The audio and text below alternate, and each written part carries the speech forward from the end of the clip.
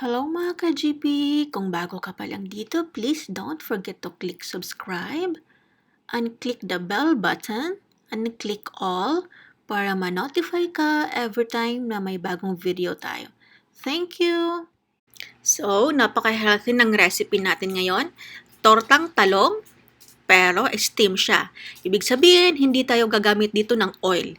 Ilalagay natin sa lanyera. Okay? So, 4 na peraso yung gamit kong egg dito dahil maliliit. Ganyan lang. Saka natin imimix-mix to. Okay mga ka-GP? Keep on watching!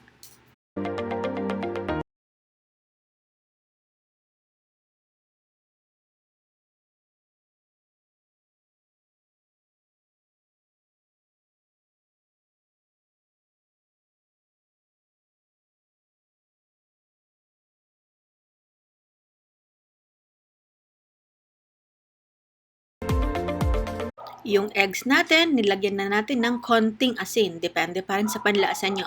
And ngayon, maghihiwa tayo ng 2 kamatis and kalahating onion, sibuyas. Okay, hiwain lang natin to, saka natin imimix lahat.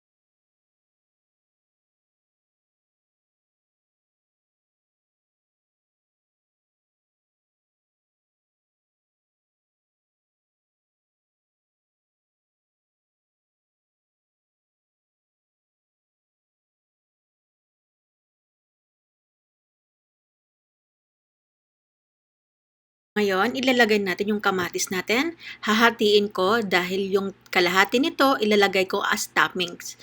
Lalagyan natin ng toppings para makulay. Okay, yung kamatis natin and tsaka yung onion hahatiin natin. Okay, ganyan lang mga ka-GP. Then, mimix-mix ulit natin dito.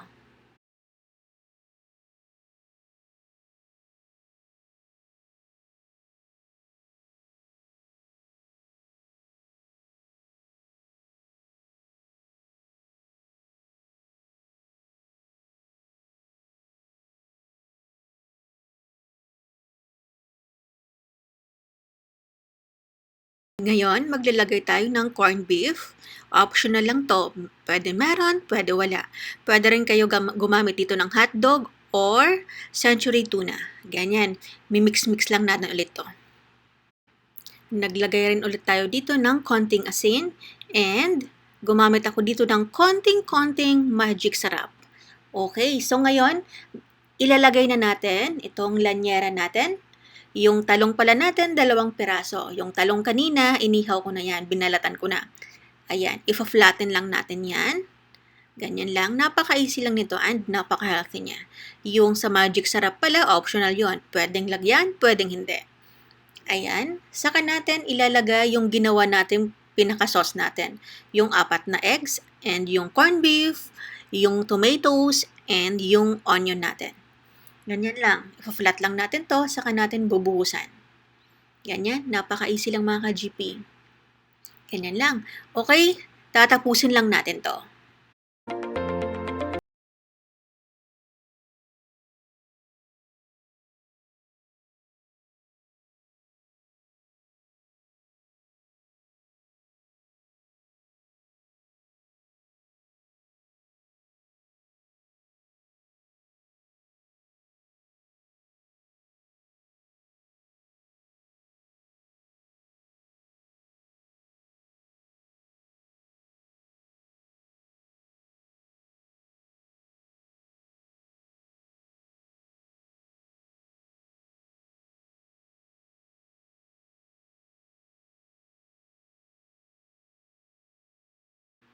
At ngayon, ayan na, maglalagay na tayo ng toppings. Ilalagay natin yung onion natin at saka yung tomatoes, and syempre, yung corned beef natin. Ganyan lang, para naman makulay yung food natin. Okay, so malapit na tumatapos. Keep on watching mga ka-GP!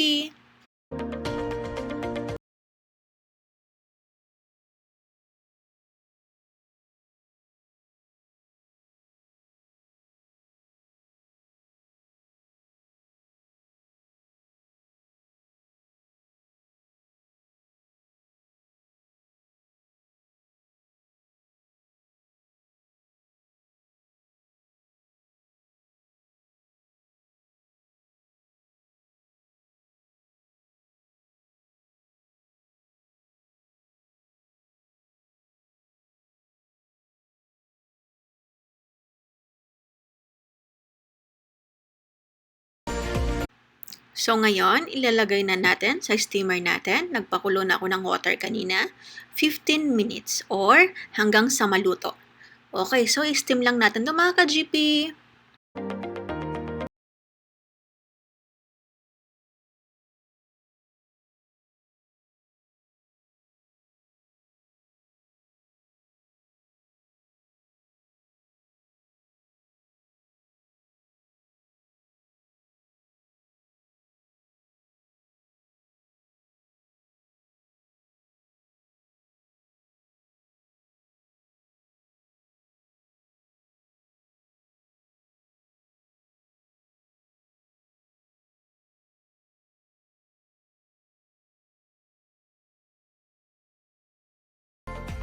So, luto na yung tortang talong sa lanyera.